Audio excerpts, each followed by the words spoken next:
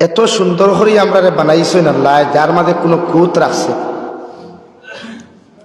আল্লাহ রব্বুল ইজ্জতুল জালালে আপনার আমারে দুনিয়ায় জারত সন্তানও বানাইছে না, বানাইছে বৈধ সন্তান। জন্মসূত্রে যদি সৃষ্টি সূত্রে আমরা তুকাইতে আমরা সারা বৈধ সন্তান।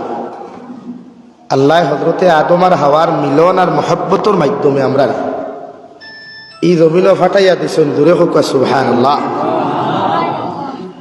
আমরা হয়তো মনে করি যে আমরা এই জমিনও পিতৃহীন মাতৃহীন অবস্থায় আছি। ন, আল্লাহ দুনিয়ার সমস্ত মানব জাতির বাবা এবং মা একজন বানাইছে, আদম আর হাওয়া। এরপরে আল্লাহ জাতিগত ভেদাভেদ দিছে, দল বানাইছে, ফিরকা বানাইছে। বানাইয়া আমরা 18,000 মখলুকাত তাকিয়া তথা মানব সভ্যতা তাকি সবচাইতে সম্মানিত এবং ইজ্জতওয়ালা জাতি হিসাবে আমরা জমিন ফাটাইছেন। সুবহানাল্লাহ।